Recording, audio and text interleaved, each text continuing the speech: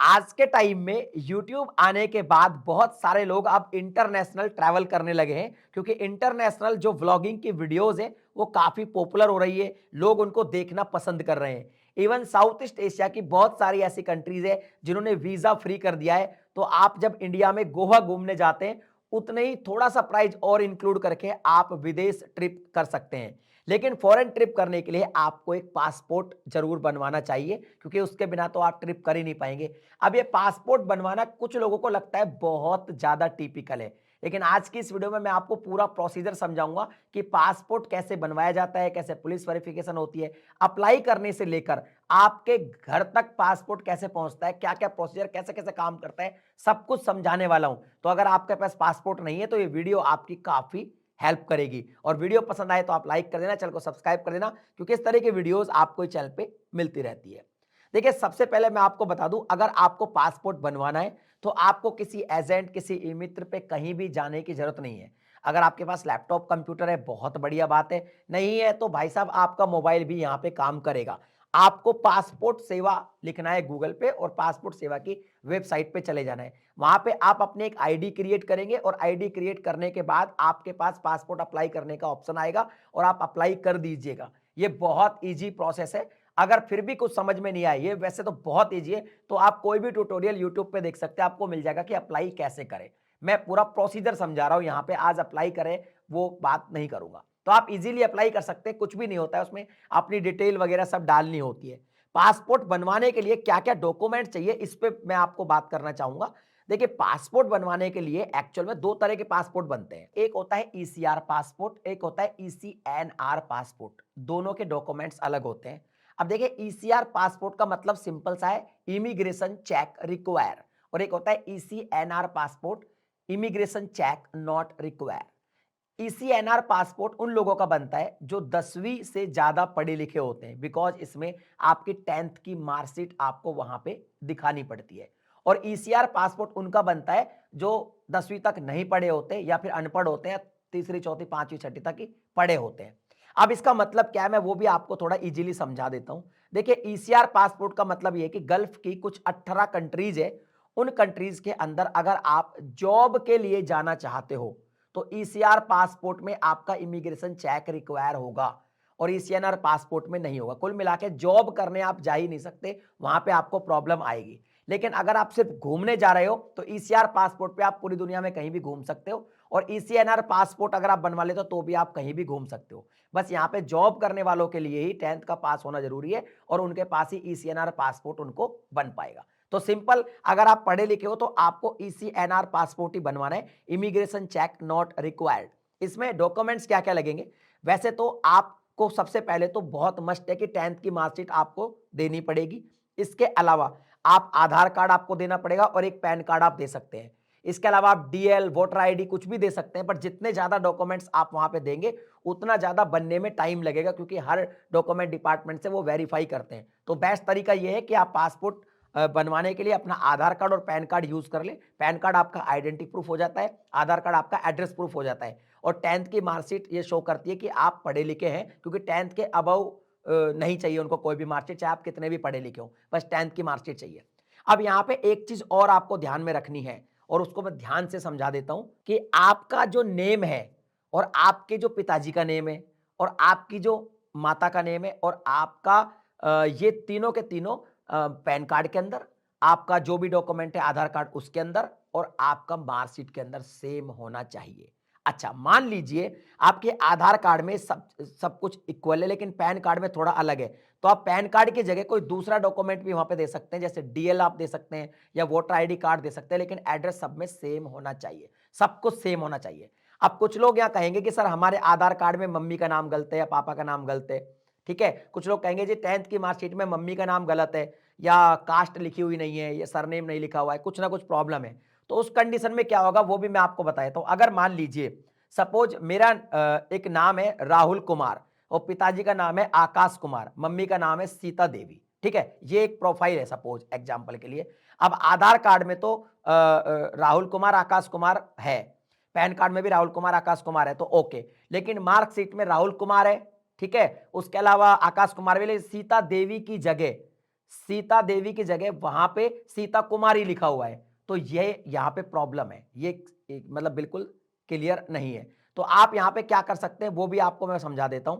आपको क्या करना है, या तो भाई साहब आप क्या करें कि आप अखबार में आपको निकलवाना पड़ेगा, मतलब किसी के भी नाम में, मम्मी के पापा के नेम में कहीं भी कोई स्पेलिंग मिस्टेक है तो आपको अखबार में निकलवाना पड़ेगा एक ऐड। कैसे निकलेगा, पहले आप तहसील जाएंगे और वहां से एक एफिडेविट बनवाएंगे स्टैंप पे कि भाई ये ऐसे इस तरीके से जो नेम है, वो मैं आपको पूरा समझा देता हूं। इसमें लिखना पड़ेगा कि भाई मेरी मदर का जो नेम है वो मेरी मार्कशीट में ये छपा हुआ है, बट उनका एक्चुअल नाम ये है और भविष्य में इसी जो एक्चुअल नाम है उसी से जानी जावे। उसके बाद उस एफिडेविट को लेके आपको जाना पड़ेगा जो अखबार में एड बुक करते हैं। एक ऐड आपको देना पड़ेगा इंडियन पेपर में जो मतलब हिंदी वाला है, और एक इंडियन जो नेशनल पेपर है इंग्लिश वाला। तो इंग्लिश में जैसे टाइम्स ऑफ इंडिया में डाल दिया आपने और एक दैनिक भास्कर में डाल दिया, ये 2 ऐड डालने पड़ेंगे।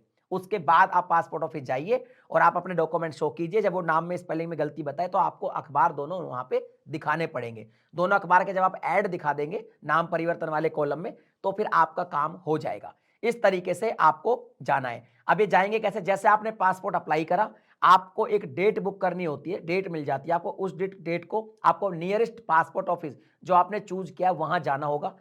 आप चाहें तो अपने जिले के अलावा दूसरे जिले से भी पासपोर्ट अप्लाई कर सकते हैं, कोई प्रॉब्लम नहीं है, वहां भी आप जाके अपना इंटरव्यू दे सकते हैं। पासपोर्ट इंटरव्यू में ज्यादा कुछ नहीं पूछा जाता, बस आपके डॉक्यूमेंट वेरीफाई किए जाते हैं, आपके डॉक्यूमेंट चेक किए जाएंगे, और अगर आपका नाम मिस्टेक है तो अखबार की कटिंग आप उनको दे सकते हैं। उसके बाद आप वहां पे जाएंगे और आपके बायोमेट्रिक और फोटो क्लिक किया जाएगा। यहाँ पे डीएसएलआर से फोटो क्लिक होता है, व्हाइट बैकग्राउंड पीछे होता है, तो आप डार्क कपड़े पहन के जाइए जो बेस्ट है, क्योंकि अगर व्हाइट कपड़े पहन के जाएंगे पीछे भी व्हाइट है तो फिर वो चेहरा चेहरा ही दिखेगा, अजीब लगेगा। तो आप डार्क कपड़े पहनिए और आपके आंखों के सामने बाल नहीं आने चाहिए, चश्मा आप हटा के फिर फोटो क्लिक करवाइएगा। ठीक है, डार्क कपड़े पहन के जाइएगा और वो फोटो आप उस कंडीशन में क्लिक करवाइएगा क्योंकि वो फोटो आपके पासपोर्ट पर 10 साल तक बनी रहेगी। मतलब आप ज्यादा दाढ़ी रखते हो हमेशा तो आप दाढ़ी में ही जाइए, आप क्लीन सेव रखते हो मिलते तो आप क्लीन सेव में जाइए। उस तरीके से वो फोटो क्लिक हो जाएगा और पासपोर्ट आपका जो है इंटरव्यू क्लियर।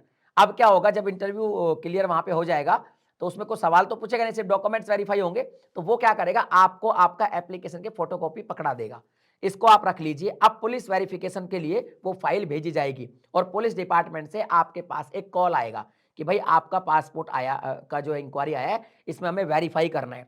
तो या तो पुलिस ये कहेगी हम आपके घर पे आके वेरीफाई करेंगे, या पुलिस ये कहेगी कि आपको हम डॉक्यूमेंट्स वगैरह बताते थे वो लेके आप थाना या चौकी में आ जाइए। तो आपको क्या करना होगा, देखिए अगर आप शहर में रहते हैं तो आपके यहाँ पे पार्षद होता है, आपको उससे उसके लेटर हेड पे लिखवाना पड़ेगा कि ये व्यक्ति है, इसका ये पापा का नाम है और ये एड्रेस है, इसको मैं भली भांति जानता हूँ, ये बढ़िया आदमी है, और लेटर हेड पे वो मोहर और साइन लगा देगा। एक तो वो डॉक्यूमेंट चाहिए, और अगर आप विलेज में रहते हैं तो सरपंच से ही लिखवाना पड़ेगा उसके लेटर हेड पे। तो एक तो ये डॉक्यूमेंट चाहिए।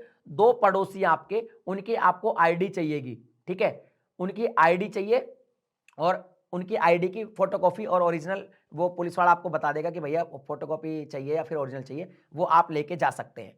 कई जगह पे ये भी होता है कि एक लेटर और लिखवाना पड़ता है कि भाई हम पड़ोसी इस व्यक्ति को, जो इसका नाम ये है, पापा का नाम ये है, यहाँ पे रहने वाला है, इसको हम अच्छे से जानते हैं, इसका व्यवहार अच्छा है, सामाजिक आदमी है, इस तरीके से एक लेटर सा लिखवाते हैं और 2 पड़ोसियों के साइन और भाई साहब आपको एड्रेस वेड्रेस सब लिखवा के और उनकी आईडी प्रूफ की फोटोकॉपी लगाते हैं। तो ये अलग अलग पुलिस का जो अलग अलग जो लोकेशन है उस पर अलग अलग तरीका चलता है, किसी में सिर्फ आईडी से काम चल जाता है, किसी में लिखवाया जाता है। ये डॉक्यूमेंट्स लेके आप थाने पहुंच जाएंगे या फिर थाने वाले आपके घर पे आके वेरिफिकेशन करेंगे और वो आपके डॉक्यूमेंट ले जाएंगे। उसके बाद वो वेरीफाई करेंगे, अगर आपके नाम पे कुछ भी नहीं है, कोई मतलब क्लियर प्रोफाइल है, तो आपको कुछ भी नहीं करना है। हाँ, ध्यान रखें पुलिस को कोई 1 रुपया भी नहीं देना है, इसमें 1 रुपया भी नहीं लगता। अगर पुलिस पैसे की डिमांड करे तो आप क्लियर कह दे भैया मैं पढ़ा लिखा हूं, इसमें कोई पैसा नहीं लगता है। वैसे तो आजकल खैर डिमांड नहीं होते, पर बहुत विलेजेस में आज भी ऐसे डिमांड पुलिस वाले 1000-500 बनाने के चक्कर में रहते हैं। तो आपको क्या करना है, पुलिस वेरिफिकेशन आपका इजीली हो गया।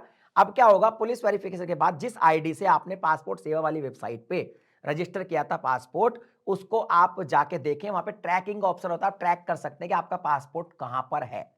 इसके बाद क्या होगा, पुलिस वेरिफिकेशन के बाद मुश्किल से 10 या मैक्सिमम 15 दिन के अंदर आपका पासपोर्ट आपके घर पे डाकिया दे के जाएगा।